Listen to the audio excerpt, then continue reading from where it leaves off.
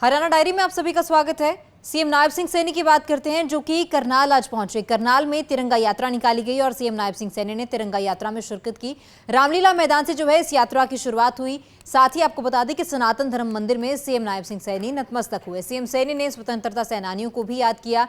PM Modi के नेतृत्व में 2047 तक विकसित भारत बनाएंगे, ये सीएम नायब सिंह सैनी द्वारा कहा गया है। तो आपको बता दें कि देश जो है आजादी का 78वां पर्व मना रहा है और इसी को लेकर सीएम नायब सिंह सैनी द्वारा कार्यक्रम में शिरकत की गई, तिरंगा यात्रा में शिरकत की गई और स्वतंत्रता सेनानियों को याद किया गया।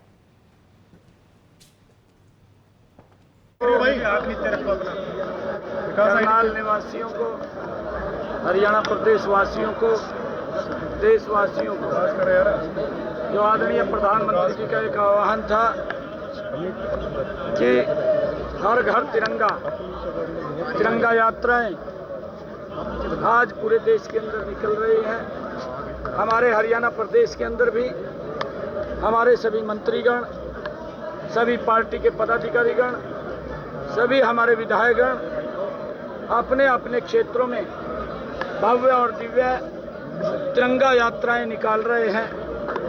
ये हमारे लिए बड़ा गर्व का दिन है। गर्व का दिन इसलिए है कि हमारे जो क्रांतिकारी वीर थे, जिन्होंने इस भारत भूमि की रक्षा के लिए, जिन्होंने भारत भूमि की गुलामी की जंजीरों को काटने के लिए अपने आप को कुर्बान किया है, ऐसे सब महान जो क्रांतिकारी वीर थे उन सब को याद करने का ये अवसर है। ये 78वां स्वतंत्रता दिवस है। इसको पूरा देश और पूरे विश्व में जो भारत के मानने वाले हमारे फॉलोअर्स हैं, आज पूरी दुनिया भारत के तिरंगे को सलाम कर रही है और मना रहे हैं। हमें खुशी है। आदरणीय प्रधानमंत्री जी का जो विजन है कि हम भारत को 2047 तक विकसित राष्ट्र बनाने का काम करेंगे।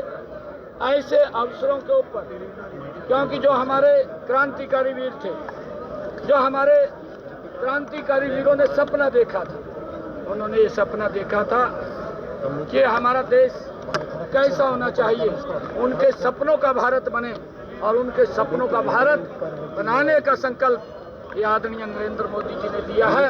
हम विश्वास दिलाते हैं कि हरियाणा आदरणीय नरेंद्र मोदी जी के साथ कंधे से कंधा मिला करके उस विकसित राष्ट्र में अपनी अहम भूमिका अदा करेगा और हम सबको भी इस अवसर के ऊपर संकल्प लेने की आवश्यकता है कि हम आदरणीय प्रधानमंत्री जी के उस संकल्प के साथ मिलकर के भारत को विकसित राष्ट्र बनाने में अपनी भूमिका अदा करेंगे। ऐसा संकल्प हम सब ने लेना चाहिए। उन क्रांतिकारी वीरों का सपनों का भारत ये हम सब ने मिलकर के बनाना है। मैं सभी को 78वें स्वतंत्रता दिवस की बहुत बहुत बधाई और शुभकामनाएं। और वहीं पंचकुला को विकास की बड़ी सौगात आज मिली है। पंचकुला से जो है हरियाणा को सीएम ने बड़ी सौगात दी है। 3400 करोड़ की परियोजनाओं का उद्घाटन जो है मुख्यमंत्री द्वारा किया गया। मुख्यमंत्री ग्रामीण आवास योजना पोर्टल का शुभारंभ किया गया। 50 गज और 100 गज के प्लॉट के लिए भी जो है आवेदन कर अब लोग सकेंगे। अभी जो है 22 जिलों को इसका लाभ मिलेगा। आज मुझे ये बताते हुए बड़ी खुशी हो रही है कि पूरे प्रदेश के अंदर हमने 3400 करोड़ रुपए की लागत परियोजनाओं के जो उद्घाटन और शिलान्यास किए हैं, इनमें सड़कें, जलघर, स्वास्थ्य संस्थाएं, स्कूल, कॉलेज, गांव की गलियां, बिजली घर, नहर, नाले, पुल इत्यादि शामिल हैं। ये परियोजनाएं प्रदेश में कनेक्टिविटी, इंफ्रास्ट्रक्चर, स्वास्थ्य, परिवहन, शिक्षा व पर्यटन इत्यादि अनेक पहलुओं से जुड़ी हुई हैं, जिसका लाभ मेरे हरियाणा प्रदेश के लोगों को मिलने वाला है। ये बताते हुए आप लोगों के बीच में ये गर्व महसूस हो रहा है कि जब ये पहले हरियाणा के अंदर ये नौकरियां दी जाती थी, आज जो बिना पर्ची, बिना खर्ची के आज हरियाणा प्रदेश के युवाओं को हरियाणा सरकार में नौकरी दी जा रही है। परंतु इसके साथ साथ मुझे ये दुख भी हो रहा है। हम जानते हैं 10 वर्ष पहले विकास और नौकरियों में किस प्रकार से क्षेत्रवाद पनपता था, भाई भतीजावाद का बोलबाला था। अर्थव्यवस्था जर्जर थी, सार्वजनिक क्षेत्र के सभी उपक्रम घाटे में चल रहे थे। वर्ष 2014 में जब हरियाणा प्रदेश की जनता का आशीर्वाद मिला, जन सेवा का दायित्व संभालने का, भारतीय जनता पार्टी की सरकार बनी। प्रदेश में सबसे बड़ा पहला जो काम हुआ है वो व्यवस्था परिवर्तन का काम ये हमारी सरकार ने किया है।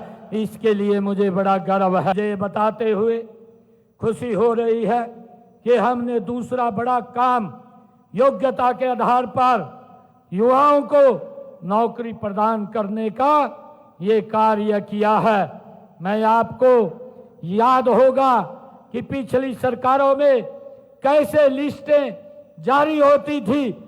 लिस्ट से पहले ही अखबारों में सुर्खियों में आ जाता था कि भाई फलाने मंत्री का बेटा नौकरी लगेगा, फलाने विधायक का बेटा नौकरी लगेगा।